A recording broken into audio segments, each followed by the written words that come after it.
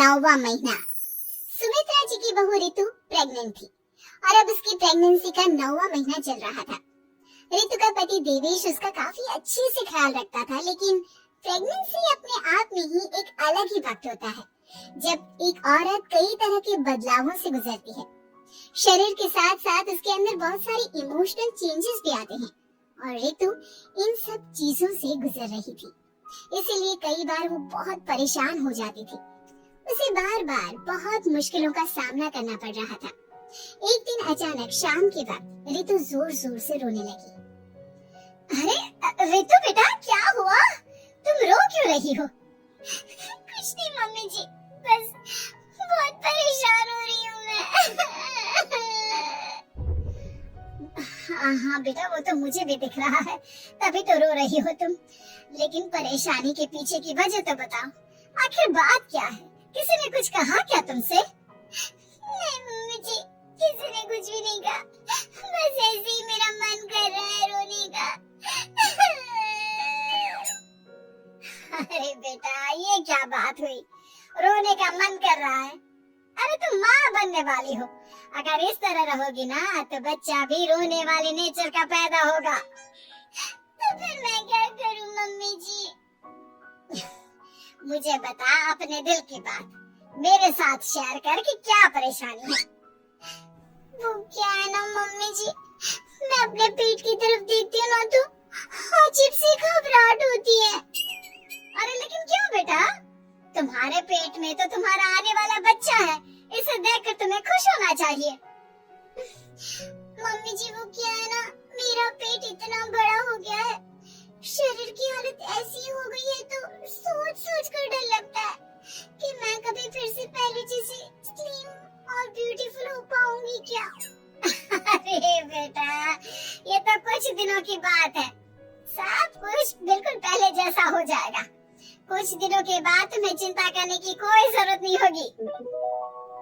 रितु, क्या हुआ? तुम बार बार करवटें क्यों बदल रही हो? रात के 2 बज रहे हैं, सो जाओ ना अब।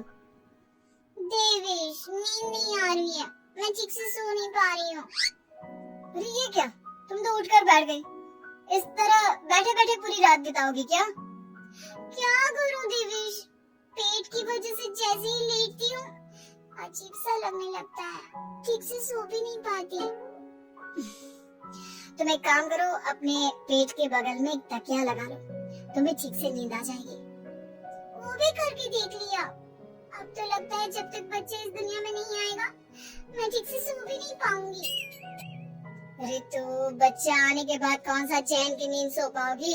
कम से कम अब तो आराम कर लो। तुम सो जाओ देवेश, मैं बैठे बैठे ही अपनी नींद निकाल लूंगी। और फिर कुछ दिन के बाद सुमित्रा जी के घर पर कुछ परिचित लोग मिलने के लिए आते हैं। मम्मी जी, आप उन लोगों के साथ बैठकर बातें करिए, मैं सबके लिए चाय बना देती हूँ। अरे नहीं बेटा, मैं कर लूंगी, अभी तुम्हारी तबीयत ठीक नहीं है ना, तुम आराम करो। अरे मम्मी, घर के छोटे मोटे काम तो मैं करती हूँ ना, चाय बनाने में कैसी प्रॉब्लम? अच्छा ठीक है, अगर कोई परेशानी नहीं है तो बना दो चाय। अरे ये क्या बात है सुमित्रा जी, आप तो दादी बनने वाली हैं। हाँ जी, बस ठीक ठाक तरीके से मेरा पोता या पोती इस दुनिया में आ जाए तो चैन हो जाए। सही कहती है बहन जी, एक औरत के लिए ये वक्त बहुत मुश्किल होता है। वैसे बहू की तबीयत तो ठीक है ना? हाँ, तबीयत तो ठीक है, बस ऐसे ही थोड़ी बहुत परेशानी है जो इस वक्त होती है, उसी से गुजर रही है। पहली बार माँ बन रही है ना। कभी कभी परेशान हो जाती है। सुमित्रा जी रिश्तेदारों से बात करती है और उन्हें काफी देर हो जाती है। रिश्तेदारों के जाने के बाद, अरे रितु बेटा, तुम अभी तक किचन में काम कर रही हो? मैंने तुम्हें मना किया था ना, इतनी देर खड़े रहने की क्या जरूरत थी? मम्मी जी, वो मुझे लगा रात के खाने में देर हो जाएगी, इसलिए मैं साफ उधर बिजी थी तो मैं खाना बनाने लग गई थी। अरे बेटा, तुम तो बिल्कुल कुछ भी नहीं समझती, जरा अपने पैरों की हालत तो देखो। हाँ मम्मी जी, मुझे भी ना पैरों में बहुत भारीपन लग रहा है। ये भारीपन नहीं है, ज्यादा देर खड़े रहने की वजह से तुम्हारे पैरों में सूजन आ गई है। आप कमरे में जाकर आराम करो, चलो। और सुनो, अपने पैरों के नीचे ना तकिया लगा लेना, सर के नीचे मत लगाना, ठीक है? अपने कमरे में जाने के बाद। यार ये प्रेगनेंसी भी कितनी अजीब चीज है, कभी रोने का मन करता है, कभी हंसने का।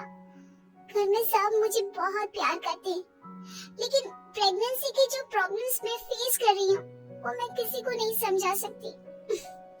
ये सब कब ठीक होगा? और फिर एक रात अचानक रितु नींद में उठकर बैठ जाती है और अपने पूरे शरीर पर खुजली करने लगती है। देवेश की आंख खुलती है और वो रितु को इस तरह खुजली करते हुए देखता है। अरे क्या हुआ रितु, तुम ठीक तो हो ना? पता नहीं क्यों देवेश, लेकिन अचानक से पूरे शरीर में खुजली हो रही है। दिखाओ जरा मुझे। अरे लेकिन तुम्हारे शरीर पर तो कोई मच्छर के काटने की या किसी तरह के रैशेस भी नहीं है, फिर खुजली क्यों हो रही है? लगता है ये भी प्रेगनेंसी की कोई नई प्रॉब्लम है। अरे अरे परेशान मत हो, मैं मम्मी को बुला कर लाता हूँ। सुमित्रा जी के आने के बाद। अरे क्या बात है बेटा, इस तरह क्यों खुजली कर रही हो? अचानक से क्या हो गया तुम्हें? मम्मी जी ऐसा लग रहा है जैसे सर से पैर तक पूरे बदन में मच्छरों ने काट लिया। अरे लेकिन इसमें रोने की क्या बात है, चुप हो जाओ, सब ठीक हो जाएगा। हाँ मैं बहुत परेशान हो गई हूँ, बस अब जल्दी से बच्चा इस दुनिया में आ जाना चाहिए ताकि मुझे इन सारी प्रॉब्लम से मुक्ति मिले। ऐसा नहीं कहते रितु, माँ बनना तो दुनिया की सबसे बड़ी खुशखबरी है और ये सारी परेशानियाँ तो सबके साथ होती है। जानती हूँ, लेकिन फिर भी क्या करूँ, रात को सो नहीं सकती, कभी पेट भर के खाना खा लेती हूँ तो उल्टी करने का मन करता है, ज्यादा देर खड़ी हो जाती हूँ तो पैर में सूजन आ जाती है, ज्यादा देर बाहर घूमने भी नहीं जा सकती वरना टॉयलेट की प्रॉब्लम। ये सब कब ठीक होगा? कुछ दिन और बीत गए और अब तक रितु का 9वां महीना खत्म होने का वक्त आ गया था। अब हर दिन रितु बस यही सोचती थी कि उसका बच्चा इस दुनिया में आने वाला है। हाँ, वो बात अलग थी कि वो कई तरह की इमोशनल चेंजेस से गुजर रही थी और फिर एक दिन अचानक, देवेश मुझे ना चाउमीन खाने का मन कर रहा है। अभी रात के 12 बजे? अरे रितु, इस वक्त चाउमीन कहाँ से लेकर आऊंगा मैं? किसी होटल में फोन करो ना, कोई तो डिलीवर करता होगा ना इतनी रात को। नहीं नहीं रितु, इतनी रात को कोई डिलीवर नहीं करता, तुम कल खा लेना, मैं कल तुम्हारे लिए लेकर आऊंगा। बस नहीं, मुझे अभी खाने का मन कर रहा है, मुझे अभी खाना है। अच्छा अच्छा ठीक है, एक काम करो, मैं किचन में जाकर तुम्हारे लिए मैगी बना कर लाता हूँ, क्या पता उसे खाकर तुम्हारा मन ठीक हो जाए। हाँ ठीक है। देवेश रितु को मैगी बनाकर खिला देता है, लेकिन अगले दिन अचानक से रितु की तबीयत खराब हो जाती है। क्या हुआ है बहू को? बेटा तूने कुछ उल्टा सीधा तो नहीं खा लिया ना? मम्मी वो कल आधी रात को चाउमीन खाने की बात कर रही थी तो मैंने इसे मैगी बनाकर खिला दी। अरे लेकिन एक बार मुझसे तो पूछ लेता, इसी वजह से उसे अजीब सा लग रहा है। कोई बात नहीं, वैसे भी बच्चा आने का वक्त पास आ गया है ना, इसलिए ये सब चीजें हो रही है। मेरे पेट में बहुत दर्द हो रहा है, जब से मैगी खाई है तब से पता नहीं क्या हो गया। अरे कुछ नहीं हुआ बेटा, बस कुछ दिन की बात और है, परेशान मत हो। चल हम तुम्हें ना डॉक्टर के पास ले चलते हैं। हॉस्पिटल जाने के बाद, डॉक्टर साहब मेरी बहू की तबीयत ठीक तो है ना? हाँ वैसे तो सब कुछ ठीक लगता है, डाइजेशन का प्रॉब्लम हो गया है, ऐसे वक्त में हो जाता है। प्रेगनेंसी की वजह से पेट के ऊपर बहुत प्रेशर आ जाता है, इसलिए डाइजेशन थोड़ा वीक हो जाता है। और उन्होंने रात के वक्त मैगी खा ली, इसलिए उनको ये प्रॉब्लम हो गया। डरने वाली कोई बात नहीं है। थैंक यू डॉक्टर साहब, अब हम इसका ध्यान रखेंगे।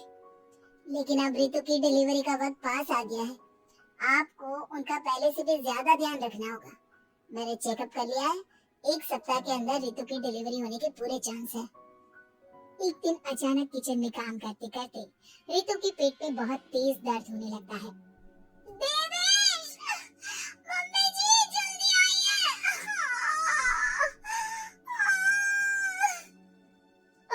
अरे क्या हुआ बहू, क्या हुआ तुम्हें?